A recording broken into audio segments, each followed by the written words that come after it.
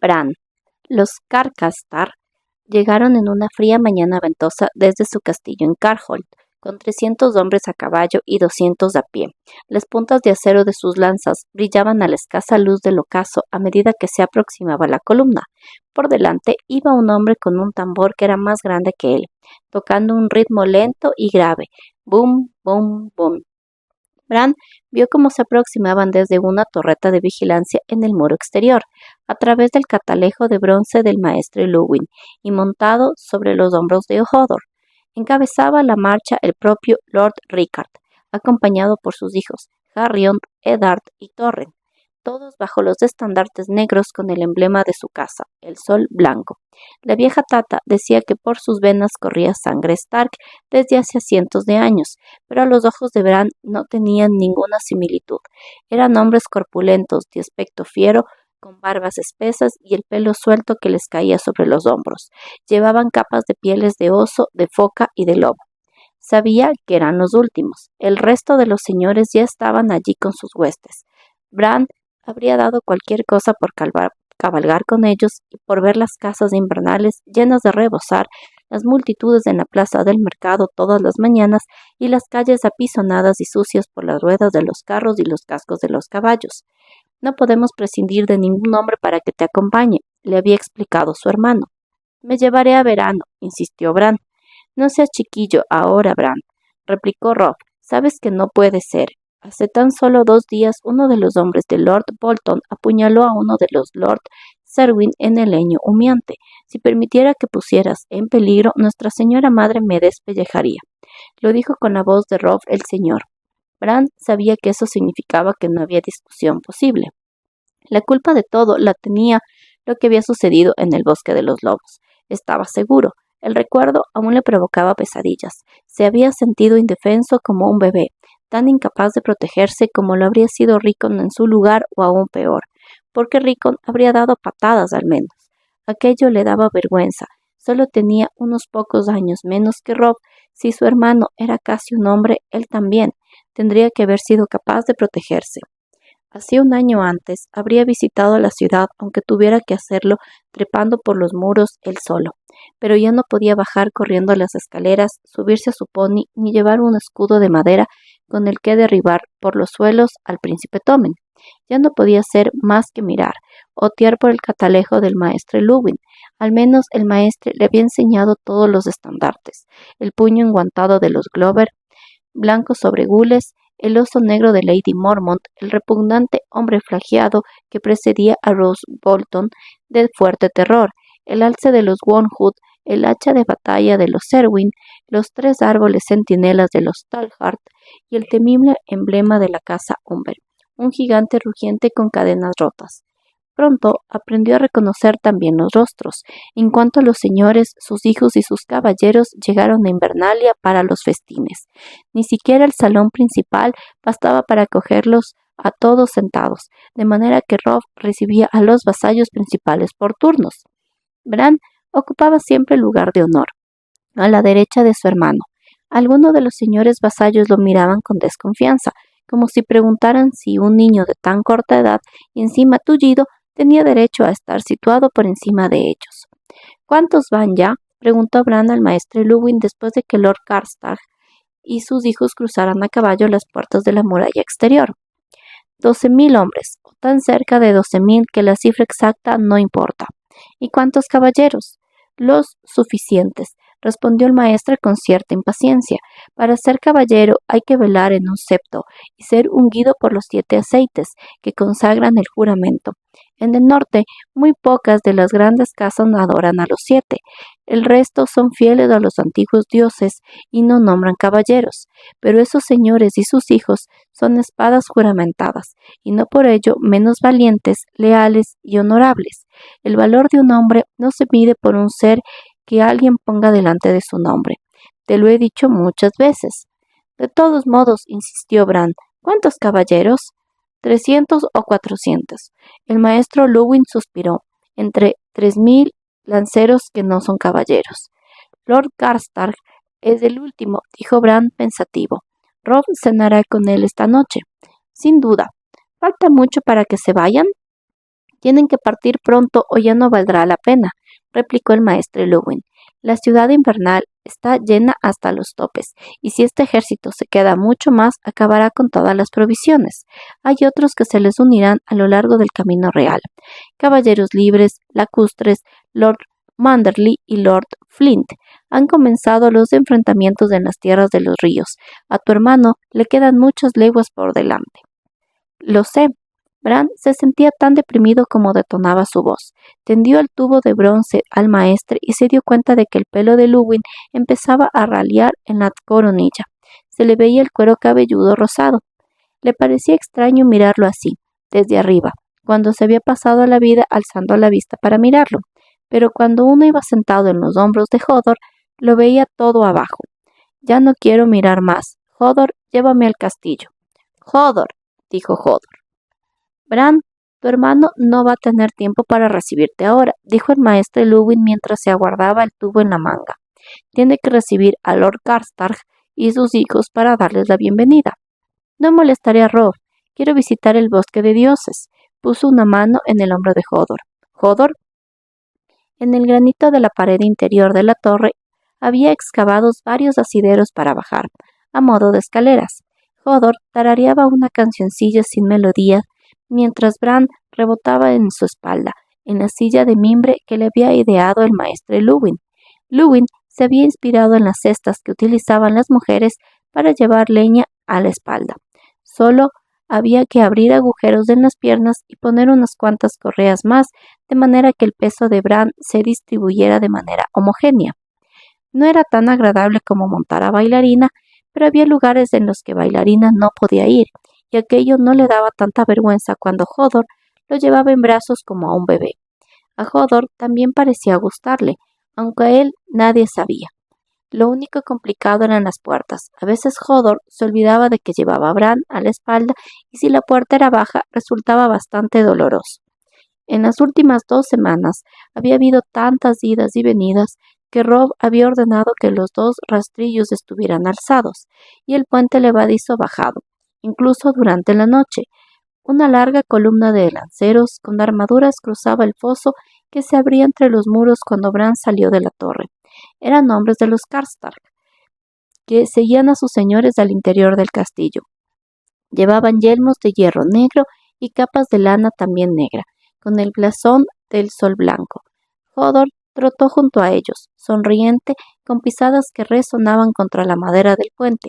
Los jinetes les dirigieron miradas extrañadas y Bran alcanzó a oír una risotada. Se negó a permitir que aquello lo afectara. Te mirarán, le había advertido el maestro Luwin la primera vez que ataron la cesta de mimbre al pecho de Hodor. Te mirarán y harán comentarios, incluso se burlarán. Que se burlen, pensó Bran. Nadie se burlaba de él cuando estaba en su habitación, pero se negaba a pasarse la vida en cama. Al pasar bajo la puerta del rastrillo, Bran se llevó 2 dedos a la boca y silbó. Verano se acercó saltando por el patio. De repente, los lanceros Karstark tuvieron que luchar por controlar sus monturas, porque los caballos relincharon y corcovearon. Un semental se encabritó y su jinete tuvo que agarrarse desesperadamente para no caer. El olor de los lobos guargos enloquecía de pánico a los caballos que no estaban acostumbrados, pero se tranquilizarían en cuanto Verano se perdiera de vista. Al bosque de dioses, recordó a Hodor. Hasta la propia Invernalia estaba abarrotada. En el patio resonaban los ruidos de espadas y hachas, el crujido de los carromatos y los ladridos de los perros. Las puertas de la armería estaban abiertas y Bran vio a Mikken en la forja, golpeando con el martillo al tiempo que el sudor le corría por el pecho desnudo. Bran jamás había visto a tantos desconocidos juntos, ni siquiera cuando el rey Robert fue a visitar a su padre. Trató de no estremecerse cuando Hodor se agachó para pasar por una puerta baja. Recorrieron un pasadizo largo, en penumbra, con Verano a su lado. De cuando en cuando el lobo miraba hacia arriba, con unos ojos que brillaban como el oro líquido. A Bran le habría gustado tocarlo, pero estaba demasiado alto, no llegaba con la mano. El bosque de dioses era una isla de paz en el mar de caos en que se había convertido Invernalia. Hodor pasó entre los robles, los centinelas y los palos santos, y llegó al estanque junto al que crecía el árbol corazón. Se detuvo bajo las ramas retorcidas del arciano, siempre canturreando. Bran alzó las manos y se izó para sacar el peso muerto de sus piernas de los agujeros de la cesta de mimbre. Se quedó allí colgado en un instante mientras las hojas color rojo oscuro le acariciaban el rostro, hasta que Hodor lo cogió y lo sentó en la piedra suave junto al agua. «Quiero estar a solas un rato», le dijo. «Ve a bañarte, ve a los estanques». «Hodor». Hodor se alejó a zancadas entre los árboles y desapareció. Al otro lado del bosque de dioses, bajo las ventanas de la casa de invitados, un manantial subterráneo de aguas termales alimentaba 3 pequeños estanques. El vapor ascendía de ellos día y noche, y el muro más cercano estaba cubierto de musgo. Hodor detestaba el agua fría, y si lo amenazaban con el jabón, se defendía como un gato salvaje, pero en cambio le encantaba meterse en el estanque más caliente y quedarse allí horas, lanzando de cuando en cuando sonoros eruptos que imitaban el sonido de las burbujas que ascendían de las profundidades verdosas y se rompían al llegar a la superficie. Verano bebió un poco de agua a lametones y se tendió al lado de Bran. Rascó al lobo bajo la mandíbula, y por un momento el niño y la bestia se sintieron en paz. A Bran siempre le había gustado el bosque de dioses, aún antes, pero en los últimos tiempos se sentía atraído hacia aquel lugar cada vez más a menudo. El árbol corazón ya no le asustaba como en el pasado. Los profundos ojos rojos, tallados en el tronco de madera blanca, lo seguían vigilando. Pero de alguna manera aquello lo reconfortaba. Se decía que los dioses velaban por él, los antiguos dioses, los dioses de los Stark y de los primeros hombres, los dioses de los niños del bosque, los dioses de su padre. Bajo su mirada se sentía seguro, y el silencio absoluto de los árboles le ayudaba a pensar. Bran había pasado mucho tiempo pensando desde el día de la caída, pensando, soñando y hablando con los dioses. «Por favor, haz que Robb no se vaya», rezó en voz baja. Agitó las aguas frías con la mano, de manera que las ondas concéntricas se dispersaron por el estanque. «Que se quede, o si se tiene que ir, haz que vuelva sano y salvo, con mi madre, con mi padre y con las chicas, y haz que Rickon lo entienda». Su hermano pequeño había estado incontrolable como una tormenta invernal desde que supo que Robb se iba a la guerra.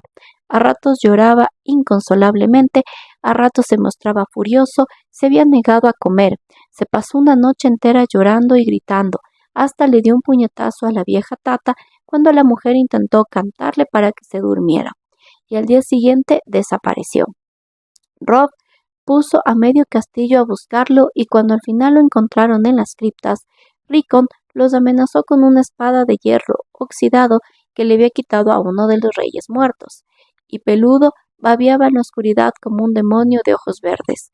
El lobo estaba casi tan incontrolable como Rickon. Había mordido a Gage en el brazo y le había arrancado un bocado de carne a Mikken del muslo. Solo Robb y Viento Gris juntos pudieron controlarlo. Farlén había encadenado al lobo negro en las perreras, y eso hizo que Rickon llorase todavía más. El maestro Luwin aconsejó a Robb que permaneciera en Invernalia, y Bran también se lo suplicó, por su seguridad y por el bien de Rickon, pero su hermano se limitó a sacudir la cabeza con testarudez. «No quiero ir», dijo. «Tengo que ir». Era una verdad a medias. Alguien tenía que ir para defender el cuello y ayudar a los Tully contra los Lannister. Eso Bran lo comprendía, pero no tenía por qué ser Robb. Su hermano podría haber enviado a Hal, Molen o a Tion Greyjoy o alguno de sus señores vasallos. Eso es lo que le decía el maestro Luwin que hiciera, pero Robb no atendía a razones. «Mi señor padre jamás habría enviado a otros hombres a morir mientras él se quedaba como un cobarde, protegido tras los muros de Invernalia», había replicado todo Robb el señor. Robb era casi un desconocido para Bran. Se había transformado en un auténtico señor, aunque ni siquiera había llegado su 16º día del nombre. Hasta los vasallos de su padre se daban cuenta. Muchos intentaron ponerlo a prueba, cada uno a su manera. Tanto Roose Bolton como Robb Glover le exigieron el honor del mando en el combate, el primero de manera brusca, el segundo con una sonrisa y una broma. La recia y canosa Maech Mormont, que vestía cota de mallas como cualquier hombre, le dijo directamente que tenía edad para ser su nieto, y que no le iba a dar órdenes, pero ella tenía una nieta que podría casarse con él. Lord Selwyn acudió directamente con su hija, una doncella gruesa y fea de unos 30 años, que se sentaba a la izquierda de su padre y jamás levantaba la vista del plato. El jovial Lord Hornwood no tenía hijos, pero llegaba con regalos. Un día era un caballo, otro una pierna de venado, al siguiente un cuerno de caza con adornos de plata, y no pedía nada a cambio, nada excepto cierta aldea que le había sido arrebatada a su abuelo, y derechos de caza al norte de cierto río, y permiso para represar el cuchillo blanco si el señor le parecía bien. Rob respondía a todos con cortesía fría, de la misma forma que habría hecho su padre, y de alguna manera se las arregló para que se plegaran a su voluntad. Y cuando Lord Humber, al que sus hombres llamaban el Gran John, que era tan alto como Hodor y el doble de ancho, lo amenazó con llevarse a sus huestes y durante la marcha los situaban detrás de los Gornwood y los Selwyn, Rob le dijo que podía hacerlo cuando gustara. Y cuando acabemos con los Lannister, siguió al tiempo que rascaba a viento gris detrás de la oreja. Volveremos al norte, nos sacaremos a rastras de vuestro castillo y te colgaremos por romper tu juramento. El Gran John maldijo a gritos, tiró una jarra de cerveza al fuego y aulló que Robb estaba tan verde que seguramente meaba hierba. Hallis Molen fue a contenerlo, pero él derribó por tierra, saltó sobre una mesa y desvainó el espadón más grande y amenazador que Bran había visto en su vida. En los bancos, sus hijos, sus hermanos y sus espadas juramentadas se pusieron en pie, con las manos sobre las empuñaduras de las espadas. Robb se limitó a decir una palabra en voz baja, y en un abrir y cerrar de ojos se oyó un gruñido, y Lord Humber se encontró tumbado de espaldas con la espada girando en el suelo a 1 metro de él, y la mano chorreando sangre, porque Viento Gris le había arrancado 2 dedos de un mordisco. Mi señor padre me enseñó que desenfundar el arma contra el señor de uno significaba la muerte, dijo Robb, pero creo que solo querías ayudarme a cortar la carne. A Bran se le hicieron agua las entrañas al ver que el Gran John se ponía en pie lamiéndose los muñones ensangrentados, pero entonces, para su sorpresa, el hombretón se echó a reír. Vuestra carne, rugió, es jodidamente dura. Después de aquello, el Gran John se convirtió en la mano derecha de Robb. En su defensor más acérrimo, proclamaba a gritos que el muchacho era un verdadero Stark y que más valía que doblaran la rodilla ante él si no querían que se las arrancaran de un bocado. Pero aquella misma noche su hermano fue a verlo al dormitorio, después de que los fuegos del salón principal se hubieran apagado. Estaba pálido y tembloroso. Pensé que me iba a matar, le confesó Robb. ¿Viste cómo tiró a Hal a un lado, como si fuera tan pequeño como Rickon? Dioses, qué miedo tuve. Y el Gran John no es el peor, únicamente el más escandaloso. Lord Roose nunca dice una palabra, solamente me mira, y yo en el único en lo que puedo pensar es que en aquella habitación que tienen en Fuerte Terror, donde los Bolton cuelgan los pellejos de sus enemigos. Eso no es más que uno de los cuentos de la vieja Tata, dijo Bran, pero había un toque de duda en su voz. ¿Verdad? No lo sé, sacudió la cabeza agotado. Lord Selwyn pretende que su hija viaje con nosotros al sur. Dice que para que le prepare las comidas. Tion está seguro de que la noche menos pensada me la encontraré bajo las mantas. Ojalá estuviera aquí, padre. En eso estaban de acuerdo todos. Bran, Rickon y Robb el señor. Todos habrían deseado que su padre estuviera con ellos, pero Lord Eddard se encontraba a 1000 leguas, cautivo en alguna mazmorra o huyendo para salvar su vida o tal vez muerto. Nadie lo sabía a ciencia cierta. Cada viajero contaba una historia diferente y cada una más aterradora que la anterior. Las cabezas de los guardias de su padre se pudrían empalamadas en estacas en los muros de la Fortaleza Roja. El rey Robert había muerto a manos de su padre. Los Baratheon asediaban Desembarco del Rey. Lord Eddard había huido hacia el sur con Renly, el malvado hermano del rey. El perro había asesinado a Arya y a Sansa. Su madre había asesinado a Tyrion el Gnomo y tenía su cadáver colgado de las murallas de aguas dulces. Lord Tyrion Lannister marchaba contra el nido de águilas, quemando aldeas enteras a su paso y asesinando a sus habitantes. Un cuentacuentos, ebrio como una cuba, habría llegado a decir que Rhaegar Targaryen estaba de regreso de entre los muertos, al mando de una vasta horda de antiguos héroes reunidos en Roca Dragón, desde donde iba a recuperar el trono de su padre. Cuando llegó el cuervo con una carta que tenía el sello de su padre, escrita del puño y letra de Sansa, la cruel verdad no fue menos increíble. Bran jamás olvidaría la expresión en el rostro de Robb al leer las palabras de su hermana. Dice que padre conspiró con los hermanos del rey para cometer traición. Leyó: el rey Robert ha muerto, y mi madre y yo debemos ir a la Fortaleza Roja para jurar lealtad a Joffrey. Dice que debemos ser leales y que cuando se case con Joffrey le suplicará que perdone la vida a nuestro señor padre. Cerró el puño arrugando la carta de Sansa. Y no dice nada de Arya. Nada, ni una palabra. Maldita sea, ¿esa chica es idiota o qué? Bran sintió que se helaba por dentro. Perdió a su loba, dijo en tono débil, recordando el día en que 4 guardias de su padre volvieron del sur con los huesos de damas.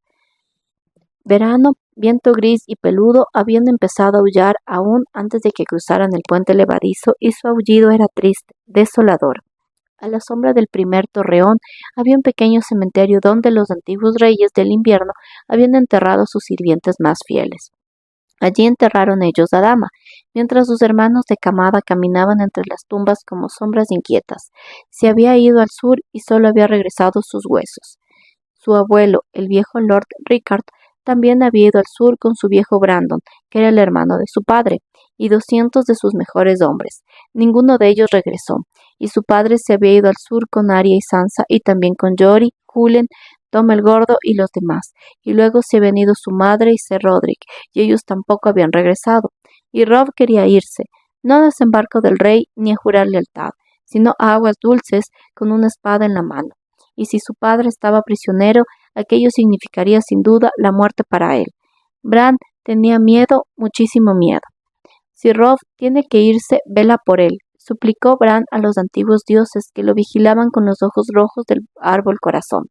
Y vela también por sus hombres, por Hal y Quent y los demás, y por Lord Umber y Lady Mormont y los otros señores. Y bueno, por Tion también. Vela por ellos y protégelos, si es tu voluntad, dioses. Ayúdalos a detener a los Lannister y salva a padre, y que vuelvan todos sanos y salvos. Una tenue brisa susurró a través del bosque de dioses, y las hojas rojas se agitaron y murmuraron. Verano enseñó los dientes. ¿Lo has oído, chico?, preguntó una voz. Bran alzó la cabeza. Osha estaba al otro lado del estanque, bajo un roble viejo, con el rostro casi oculto entre las hojas. Pese a los grilletes, la salvaje se movía silenciosa como un gato. Verano rodeó al estanque y lo olfateó. La mujer alta retrocedió atemorizada. Ven aquí, Verano, llamó Bran. El lobo huargo la olfateó por última vez, se dio media vuelta y regresó con él. Bran le echó los brazos del cuello. ¿Qué haces aquí? No había vuelto a ver a Osha desde que la cogieron prisionera en el bosque de los lobos, aunque sabía que la habían puesto a trabajar en las cocinas. También son mis dioses, dijo Osha. Más allá del muro no hay otros. Le estaba creciendo el pelo, castaño y desgreñado, y parecía algo más femenina, gracias a eso y al sencillo vestido de tejido vasto que le habían dado para sustituir la cota de mallas y las prendas de cuero. Gage me permite venir a rezar de cuando en cuando, siempre que lo necesito, y yo le dejo hacer lo que quiera debajo de mi falda, siempre que lo necesita. A mí no me importa, me gustan sus manos, huelen a harina y es más suave que Steve. Hizo una torpe reverencia. Te dejo solo, me faltan muchas ollas por fregar. No, quédate, ordenó Bran. Dime qué querías decir con eso de oír a los dioses. Tú les hablaste y ellos respondieron, dijo Osha mirándolo detenidamente. Abre las orejas, escucha y lo oirás. Bran prestó atención. No es más que el viento, dijo inseguro. El viento entre las hojas. ¿Y quién crees que envía el viento? Los dioses. Se sentó frente a él al otro lado del estanque con un suave tintineo. Mikken le había puesto grilletes de hierro en los tobillos unidos por una pesada cadena. Podía caminar siempre que diera pasos cortos, pero no tenía manera de correr, trepar o montar a caballo. Los dioses te ven, chico, te han oído. Ese susurro entre las hojas es su respuesta. ¿Y qué decían? Están tristes. No pueden ayudar a tu señor hermano allí donde va. Los antiguos dioses no tienen poder en el sur. Talaron los arcianos hace miles de años. ¿Cómo van a velar por tu hermano si no tienen ojos? Bran no había calculado aquello. Le daba miedo. Si ni siquiera los dioses podían ayudar a su hermano, todo estaba perdido. Aunque quizá Osha no hubiera entendido bien, inclinó la cabeza a un lado y escuchó de nuevo. Le pareció percibir la tristeza, sí, pero nada más. El susurro entre las hojas se hizo más audible. Bran escuchó unas pisadas amortiguadas y un canturreo, y Hodor salió de entre los árboles desnudo y sonriente. Hodor, nos ha debido de oír hablar, dijo Bran. Hodor, se te ha olvidado la ropa. Hodor, asintió Hodor. Estaba chorreando del cuello para abajo, la piel le desprendía vapor en el aire gélido. Tenía el cuerpo cubierto de un espeso vello castaño, y la virilidad entre las piernas le colgaba larga, pesada. Esto sí que es un hombre, dijo Osha mirándolo con una sonrisa amarga. Si no tienes sangre de gigante, yo soy la reina. El maestro Luwin dice que los gigantes ya no existen. Dice que están todos muertos, igual que los niños del bosque. Ya solo quedan los huesos en la tierra. A veces los campesinos los encuentran al arar. Pues dile al maestro Luwin que cabalgue más allá del muro, dijo Osha. Encontrará a los gigantes, o los gigantes lo encontrarán a él. Mi hermano mató a una. Medía más de 3 metros, y era de las pequeñas. Los hay de casi 4 metros. Dicen que son seres temibles, todo pelo y dientes, y que las mujeres tienen barba igual que los varones, así que no hay manera de diferenciarlos. Las hembras se acuestan con humanos y así nacen los mestizos. A las humanas que capturan no les va tan bien.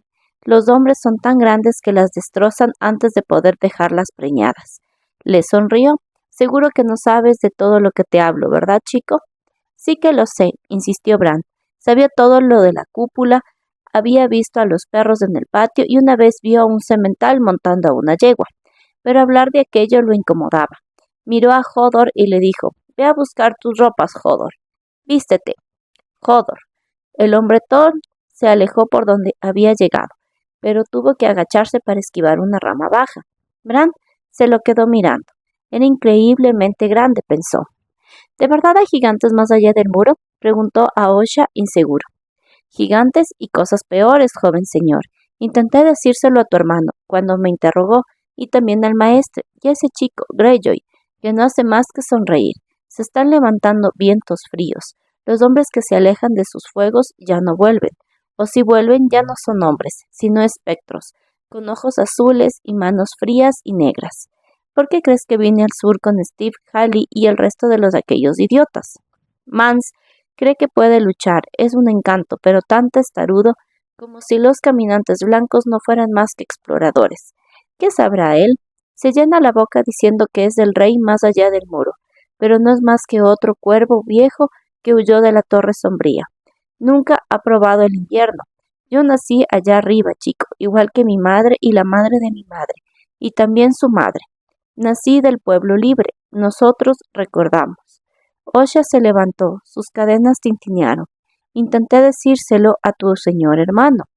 Ayer mismo, cuando lo vi en el patio, lo llamé mi señor Stark, toda respetuosa, pero él me miró como si no me viera, y ese gordo sudoroso, gran John Umber, me apartó a un lado de un manotazo. Pues como quiera, llevaré grilletes y cerraré la boca. El hombre que no quiere escuchar no puede oír. Cuéntamelo a mí. Robb me escuchará, estoy seguro. ¿De verdad? Ya veremos. Pues dile esto, mi señor. Dile que va a marchar en la dirección que no debe. Tendría que llevar sus espadas hacia el norte, no hacia el sur. ¿Me entiendes? Bran asintió. Se lo diré. Pero aquella noche durante el banquete del salón principal, Robb no estuvo presente. Hizo que le llevaran la cena a sus habitaciones para tomarlo con Lord Rickard, el gran John y otros señores vasallos, con intención de ultimar los planes para la larga marcha que los esperaba. A Bran le correspondía ocupar su puesto en la cabecera de la mesa y actuar como anfitrión para los hijos de Lord Karstark y sus honorables amigos. Ya estaban todos en sus sitios cuando Hodor entró con Bran en la espalda y se arrodilló ante el asiento más elevado. 2 criados lo sacaron de la cesta. Bran sentía los ojos de todos los desconocidos clavados en él. Se había hecho un gran silencio. Mis señores, anunció Hallis Molen, Brandon Stark de Invernalia. Os doy la bienvenida junto a nuestros hogares encendidos, dijo Bran con rigidez, y os ofrezco pan y aguamiel en nombre de nuestra amistad. Harrion Karstark, el mayor de los hijos de Lord Rickard, hizo una reverencia y sus hermanos lo imitaron, pero a medida que se iban sentando, oyó por encima del estrépito de las copas que los dos más jóvenes hacían comentarios. Antes la muerte que vivir así, dijo uno, el que se llamaba igual que su padre, Eddard, y su hermano Torren le respondió que probablemente el chico estaba tan roto por dentro como por fuera, y tenía miedo de quitarse la vida. ¿Roto? Pensó Bran con amargura. Agarró el cuchillo con fuerza. ¿Eso era? ¿Bran el roto? No quiero estar roto, susurró furioso al maestre Luwin, sentado a su derecha. Quiero ser caballero. A veces, a los de nuestra orden nos llaman caballeros del pensamiento, replicó Luwin. Eres un muchacho muy inteligente cuando quieres, Bran. ¿Has pensado alguna vez que podrías lucir una cadena de maestre? Aprenderías infinidad de cosas. Quiero aprender magia, dijo Bran. El cuervo me prometió que volaría. Puedo enseñarte historia, dijo el maestre Luwin con un suspiro. Curación, las propiedades de las hierbas. Puedo enseñarte el lenguaje de los pájaros y a construir un castillo y a guiarte por las estrellas como hacen los marineros con sus barcos. Puedo enseñarte a medir los días y a marcar las estaciones. Y en la ciudadela de Antigua aprenderías 1000 cosas más. Pero no, Bran, nadie te puede enseñar magia. Los niños sí podrían, replicó Bran. Los niños del bosque. Entonces recordó la promesa que había hecho a Osha en el bosque de dioses, y se lo contó todo a Luwin. Me parece que esa salvaje cuenta mejor cuentos que la vieja Tata, dijo el maestre cuando Bran hubo terminado, después de escucharlo con educación. Si quieres volveré a hablar con ella, pero será mejor que no molestes a tu hermano con esas tonterías. Tiene muchas preocupaciones. No le hace ninguna falta pensar en gigantes y hombres muertos que rondan por ahí. Los que tienen a tu padre son los Lannister, Bran, no los niños del bosque. Le puso una mano en el brazo con gesto amable.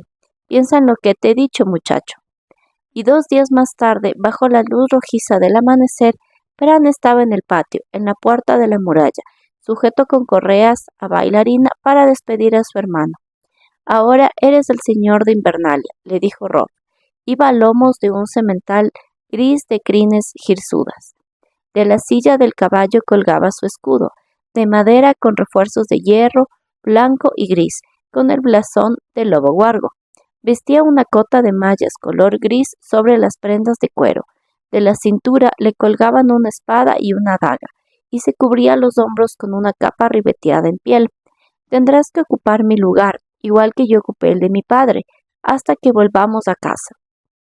Lo sé, dijo Bran con tristeza. Jamás se había sentido tan solo y tan asustado. No sabía qué hacer para ser un señor. Atiende los consejos del maestre Luwin y cuida bien a Rickon. Dile que volveré en cuanto acabe la batalla. Rickon se había negado a bajar. Estaba en su habitación, con los ojos enrojecidos, desafiante. No, había gritado cuando Bran le preguntó si no quería ir a decir adiós a Robb. No, adiós. Ya se lo he dicho, suspiró Bran. Dice que nadie vuelve. No puede comportarse como un crío eternamente. Es un Stark y tiene casi 4 años. Robb suspiró. En fin, madre no tardará en volver, y yo traeré a padre, te lo prometo. Espalió el caballo y se alejó al trote seguido por Viento Gris, delgado y veloz. Hallis Molen les precedió a través de la puerta con el estandarte blanco de la casa Stark, ondeando al viento.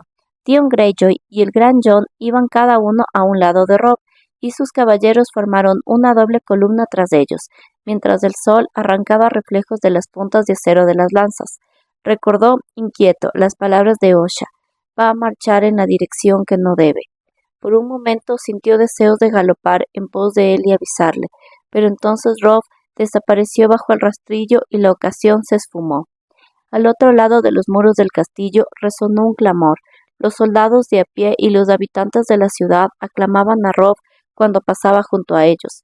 Aclamaban a Lord Stark, al señor de Invernalia, a lomos de su gran corcel, con la capa ondeando al viento, y Viento Gris corriendo a su lado. Bran, dolido, comprendió que a él nunca lo aclamarían así. La ausencia de su padre y de su hermano lo convertía en el señor de Invernalia, pero seguía siendo Bran el Roto. Ni siquiera podía bajarse solo del caballo. Cuando los gritos y aclamaciones se fueron acallando y en el patio quedó al fin desierto, Invernalia le pareció un lugar abandonado y muerto. Bran examinó los rostros de los que quedaban allí, mujeres, niños y ancianos, y Hodor, el enorme mozo de cuadras, tenía una expresión asustada en el rostro. Hodor, dijo con tristeza. Hodor, asintió Bran preguntándose qué significaría aquello. Daenerys. Cuando hubo obtenido placer, Khal Drogo se levantó de las mantos de dormir, imponente como un torreón. La luz rojiza de los braseros le arrancaba destellos de la piel oscura como el bronce, y destacaba las líneas tenues de antiguas cicatrices en el pecho amplio.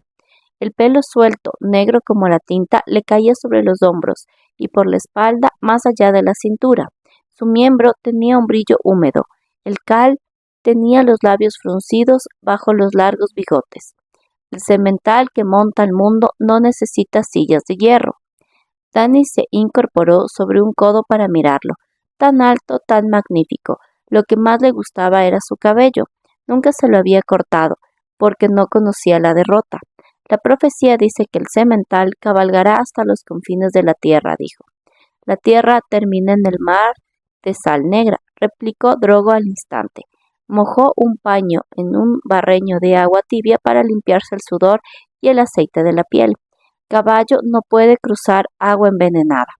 En las ciudades libres hay miles de barcos, le dijo Dany como tantas veces antes. Caballos de madera con 100 patas que vuelan sobre el mar con alas llenas de viento. No hablaremos más de caballos de madera y sillas de hierro. Khal Drogo no quería oír hablar de aquello. Soltó el paño y empezó a vestirse. Hoy iré a la hierba a cazar mujer esposa, anunció mientras se ponía un chaleco pintado y se abrochaba un cinturón ancho lleno de medallones de plata, oro y bronce. Sí, mi sol y estrellas, dijo Dany. Drogo y sus jinetes de sangre iban a cabalgar en busca del Khalar, el gran león blanco de las llanuras. Si regresaban triunfantes, su señor esposo estaría de excelente humor y quizá entonces la escuchara. Él no temía a las bestias salvajes, ni a ningún hombre que respirase, pero el mar era otra cosa. Para los dothrakis, el agua que los caballos no podían beber era agua contaminada. Las llanuras ondeantes y verdosas del océano les inspiraban una repulsión supersticiosa. Drogo era más audaz que cualquier otro señor de los caballos, en casi todos los sentidos, pero no en aquel. Si ella consiguiera subirlo a un barco. Cuando el Khal y sus jinetes de sangre se marcharon con sus arcos, Dany llamó a las doncellas. Se sentía tan gruesa y torpe que agradecía la ayuda de sus manos fuertes y hábiles, cuando en el pasado le había incomodado su manera de revolotear en torno a ella. La limpiaron bien y la vistieron con sedas sueltas y vaporosas. Mientras Dorea le cepillaba el cabello, envió a Jiki a buscar a Ser Jorah Mormont. El caballero acudió al instante. Llevaba polainas de piel de caballo y chaleco pintado, como cualquier otro jinete. Tenía el pecho amplio y los brazos musculosos cubiertos de vello negro. Princesa mía, dijo, ¿en qué puedo servirte? Quiero que hables con mi señor esposo, dijo Dany.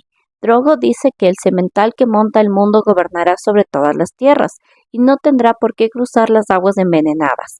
Habla de llevar el Khalasar al este cuando nazca Rhaegor, para saquear las tierras que rodean el mar de Jade. El Khal no ha visto jamás los 7 reinos, dijo al final el caballero, que se había quedado pensativo. Para él no significan nada. Si alguna vez piensa en ellos, sin duda los imagina como islas, como unas cuantas ciudades pequeñas erigidas sobre rocas como Lorath o Lys, y rodeadas de mares tormentosos. Las riquezas del este le parecen una perspectiva más tentadora. Pero debe ir hacia el oeste, insistió Dany desesperada. Por favor, ayúdame, tengo que hacer que lo entienda. Ella nunca había visto los 7 reinos igual que Drogo, pero sentía que los conocía tras escuchar todas las historias que le contara su hermano. Viserys le había prometido 1000 veces que algún día la llevaría allí, pero estaba muerto y sus promesas habían muerto con él. Los dothrakis hacen las cosas cuando creen conveniente y por los motivos que consideran convenientes, respondió el caballero. Ten paciencia, princesa, no cometas el mismo error que tu hermano. Volveremos a nuestro hogar, te lo prometo. Hogar, aquella palabra la entristecía. Ser Llora tenía su isla del oso, pero ¿cuál era el hogar para ella? Unas cuantas historias, nombres recitados en la solemnidad de una plegaria, el recuerdo cada vez más lejano de una puerta roja. ¿Sería Baez Dothrak su hogar para siempre? Cuando miraba a las viejas del Dosh Kalin, ¿estaba contemplando su futuro? Ser Llora debió de advertir la tristeza en su rostro. Durante la noche ha llegado una gran caravana, Khaleesi. 400 caballos que vienen de Pentos, pasando por Norvos y por Qohor, bajo el mando del gran capitán mercante Bayan Dothris. Puede que Illyrio haya enviado alguna carta. ¿Quieres ir al mercado occidental? Sí, dijo Dany animada. Me encantaría. Los mercados cobraban vidas siempre que llegaba una caravana. Nunca se sabía qué tesoros llevaban los mercaderes, y le gustaría volver a oír hablar en valiriano, como en las ciudades libres. Irri, que me preparen una litera. Avisaré a vuestros Cas, dijo Llora al tiempo que se retiraba. Si Khal Drogo hubiera estado con ella, Dany habría ido montada en la plata. Las madres dothrakis iban a caballo casi hasta el momento del parto, y ella no quería parecer débil a los ojos de su esposo. Pero el Khal estaba de casa, y era agradable tumbarse sobre cojines suaves y dejarse llevar por Baez Dothrak bajo cortinas rojas que la protegían del sol. Ser Llora montó y cabalgó junto a ella, con los 4 jóvenes de su casa y las doncellas. Era un día cálido y sin nubes. El cielo tenía un profundo color azul. Cuando soplaba el viento le traían los olores deliciosos de la tierra y la hierba. La litera pasó bajo los monumentos robados, que proyectaban sombras en el camino. Dany examinó los rostros de los héroes muertos y los reyes olvidados. Se preguntó si los dioses de las ciudades quemadas aún escuchaban plegarias. Si no fuera de la sangre del dragón, meditó con melancolía, esto podría ser mi hogar. Era la Khaleesi, tenía un hombre fuerte y un caballo rápido, doncellas que la servían, guerreros que la protegían, y un lugar de honor reservado en el Dosh Kalin para cuando se hiciera vieja, y en su vientre crecía un hijo que algún día dominaría el mundo. Cualquier mujer se conformaría con eso, pero el dragón no. Tras la muerte de Viserys, Daenerys era la última, no quedaba nadie más. Ella era la semilla de reyes y conquistadores, igual que el niño que llevaba dentro. No debí olvidarlo jamás. El mercado occidental era una gran plaza de tierra batida, rodeada de edificaciones de ladrillo, de barro cocido, establos para animales y tabernas encaladas. En el suelo sobresalían prominencias, como los dorsos de grandes bestias subterráneas, fauces negras abiertas que llevaban a cavernas inmensas muy frescas que servían como almacenes. El centro de la plaza era un laberinto de tenderetes y pasadizos retorcidos en un entoldado de hierba trenzada. Cuando llegaron había un centenar de mercaderes y comerciantes descargando mercancías e instalando tenderetes, pero aún así el inmenso mercado parecía silencioso y desierto en comparación con los populosos pasares que Dany recordaba de Pentos y de otras ciudades libres. Ser Llora le había explicado que las caravanas llegaban a Baez Dothrak procedentes del este y del oeste, pero no tanto para vender cosas a los dothrakis, como para comerciar entre ellos. Los jinetes los dejaban ir y venir sin molestarlos, siempre que respetaran la paz de la ciudad sagrada. No profanarán la madre de las montañas ni el vientre del mundo, ni honrarán a las viejas del Dosh Kalin con los tradicionales regalos de sal, plata y semillas. Los dothrakis no acababan de comprender aquello de la compra y la venta. A Dany le gustaba el exotismo del mercado oriental, con sus extrañas formas, sonidos y olores. Solía pasar allí muchas mañanas, mordisqueando huevos de árbol, empanados de saltamontes y fideos verdes, escuchando las voces agudas y ululantes de los vendedores de pócimas, contemplando a las mantícoras en sus jaulas de plata, los inmensos elefantes grises y los caballos con rayas blancas y negras de Hogos Nai.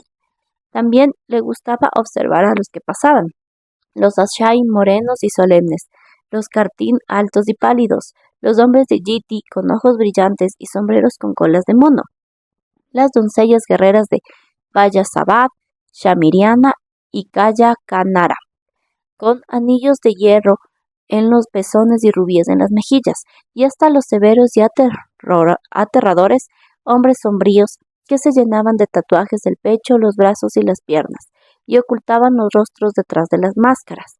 El mercado oriental era para Dani un lugar lleno de magia y maravillas.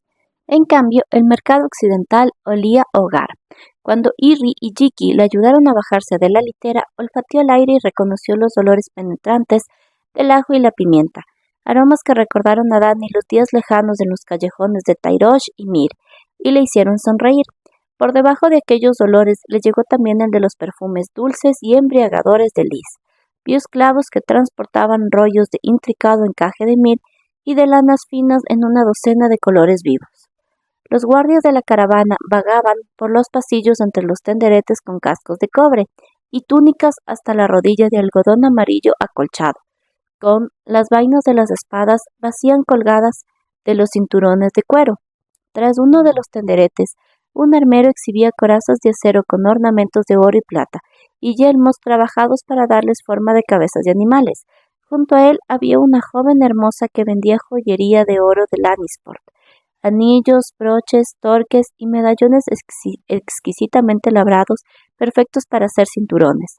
Vigilaba el tenderete un corpulento eunuco, calvo y mudo, vestido con ropas de terciopelo empapadas de sudor, que miraba con el ceño fruncido a todo el que se acercaba.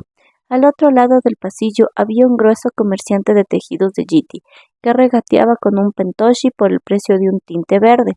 La cola de mono de su sombrero se movía de un lado al otro cada vez que sacudía la cabeza. De pequeña, me encantaba jugar en el bazar, contó Dani a Ser Jorah, mientras deambulaban por el pasillo sombreado entre los tenderetes. Aquello estaba tan vivo, tantas personas gritando y riendo, tantas cosas maravillosas a la vista, aunque rara vez teníamos dinero para comprar nada. Bueno, excepto una salchicha de cuando en cuando, o dedos de miel. En los 7 reinos hay dedos de miel como los que preparan en Tairosh. Son unos pastelillos, ¿verdad? No sabría decirte, princesa. Hizo una reverencia. Si me disculpas un instante, voy a ver al capitán por si trae cartas para nosotros. Muy bien, te ayudaré a buscarlo. No hace falta que te molestes. Ser Jorah apartó la vista nervioso. Disfruta del mercado. Me reuniré contigo en cuanto termine con este asunto. Qué curioso, pensó Dani mientras veía cómo se alejaba a zancadas entre la muchedumbre. No entendía por qué no quería que lo acompañara. Quizás Ser Jorah quisiera buscar una mujer después de hablar con el capitán mercante. A menudo con las caravanas viajaban algunas prostitutas, eso sí lo sabía, y a algunos hombres les daba vergüenza que se vieran sus relaciones. Se encogió de hombros. Vamos, dijo Dani a los demás y reanudó el paseo por el mercado, seguida por sus doncellas. Oh, mira, exclamó dirigiéndose a Dorea. A esas salchichas me refería. Señaló en dirección a un tenderete, tras del que una mujercita arrugada asaba carne y cebolla sobre una piedra caliente. Las preparan con mucho ajo y chiles picantes. Encantada con su descubrimiento, Dani insistió en que todos probaran las salchichas. Las doncellas devoraron las suyas entre sonrisas y risitas, aunque los hombres de sus cas olisquearon la carne con desconfianza. El sabor es diferente al que recordaba, dijo Dani tras los primeros mordiscos. En Pentos las preparo con cerdo, dijo la anciana, pero todos mis puercos murieron en el mar Dothraki. Estas son de carne de caballo, Khaleesi, pero las condimento igual. Vaya, suspiró Dani decepcionada. En cambio, a Caro le gustó tanto la salchicha que se comió toda, y Rácaro, para superarlo, se comió 3 más, tras lo cual eructó de manera sonora. Dani se echó a reír.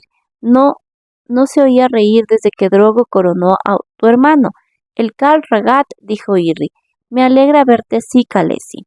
Dani sonrió con timidez. A ella también le gustaba reír. Volvía a sentirse casi una niña. Dedicaron media mañana a recorrer el mercado. Vio una hermosa capa con plumas que venía de las islas del verano y se la regalaron. Ella, a cambio, dio un mercader un medallón de plata de su cinturón. Era la costumbre entre los dothrakis. Un vendedor de pájaros enseñó a un loro verde y rojo a decir su nombre, y Dani volvió a reírse, pero no se lo llevó. ¿Qué podía hacer con un loro verde y rojo nunca al azar? En cambio, sí cogió una docena de botellitas de aceites perfumados, los aromas de su infancia. Solo tenía que cerrar los ojos y olerlos, y volvía a ver la casa grande de la Puerta Roja.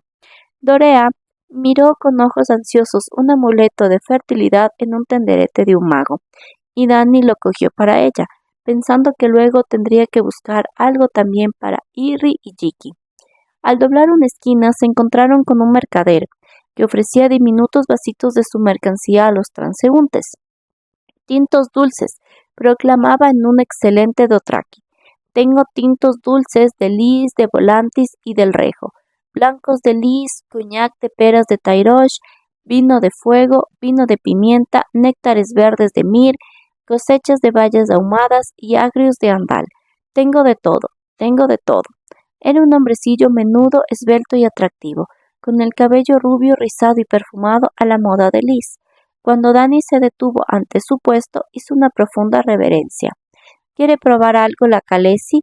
Tengo un tinto dulce de Dorn, mi señora. Con su sabor canta a ciruelas, a cerezas y a roble oscuro. Un barril, una copa, un traguito. Después de probarlo, le podrás mi nombre a tu hijo.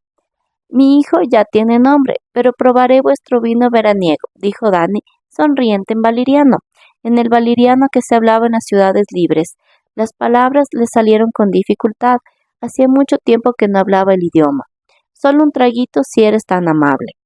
Seguramente el mercader la había tomado por dothraki, en vista de las ropas que llevaba, el pelo aceitado y la piel bronceada por el sol. La miró atónito. Mi señora, ¿sos de Tairosh? ¿Es posible? Puede que hable como los Tairoshis y que mi atuendo sea dothraki, pero soy occidental, de los reinos del poniente, le respondió Dani. Tenéis el honor de hablar con Daenerys de la casa Targaryen, dijo Dorea adelantándose hasta situarse junto a ella. Daenerys de la tormenta, Khaleesi de los jinetes y princesa de los 7 reinos. Princesa, dijo el comerciante de vinos poniéndose de rodillas e inclinando la cabeza. Levantaos, le ordenó Dani. Sigo queriendo probar ese vino veraniego del que me hablas. ¿Ese? El hombre se levantó. Una porquería de Dorn. No es digno de una princesa. Tengo un tinto seco del rejo, tostado y delicioso. Permíteme que te lo regale.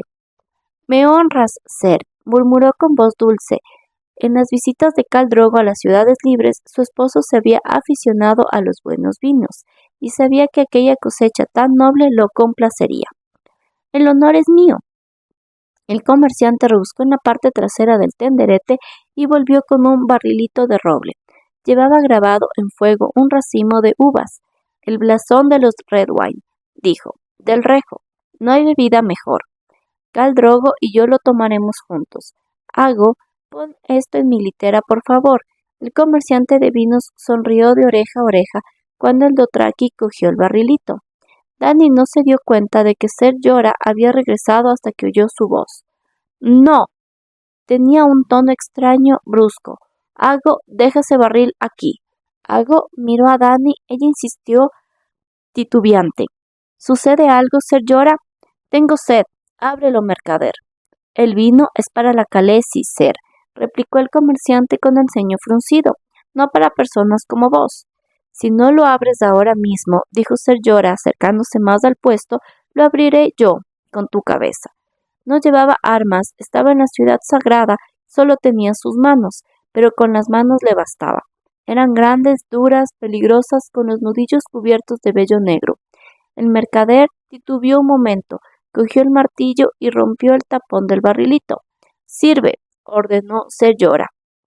Los 4 jóvenes guerreros del caz de Dani se situaron tras de él, con el ceño fruncido, y lo miraron fijamente con los ojos oscuros y almendrados. Sería un crimen beber un vino como este sin dejar que se airase, dijo el comerciante de vinos, que no había soltado aún el martillo. Haz lo que dice Ser Jorah, ordenó Dani. Yogo se había llevado la mano al látigo, pero ella lo detuvo con un leve toque en el brazo. La gente empezaba a pararse para mirar. Como ordene la princesa, dijo el hombrecillo dirigiéndole una mirada rápida y hosca. Tuvo que soltar el martillo para coger el barrilito. Sirvió 2 vasitos de cata diminuto. con tanta habilidad que no se derramó ni una sola gota. Ser Jorah cogió uno y olfateó el vino con el ceño fruncido. Dulce, ¿eh? Comentó el mercader con una sonrisa. ¿Captas el olor afrutado, Ser? Es el perfume del rejo. Pruébalo, mi señor, y dime que no es mejor que el vino. Es el más delicioso que haya llegado a tu boca. Pruébalo tú primero, dijo Ser Jorah ofreciéndole el vaso. ¿Yo? El hombrecillo se echó a reír. Yo no soy digno de una cosecha como esta, mi señor, y mal comerciante de vinos es aquel que bebe sus mejores caldos. Su sonrisa era amistosa, pero Dany vio que tenía la frente perlada de sudor. Vas a beber, dijo Dany fría como el hielo.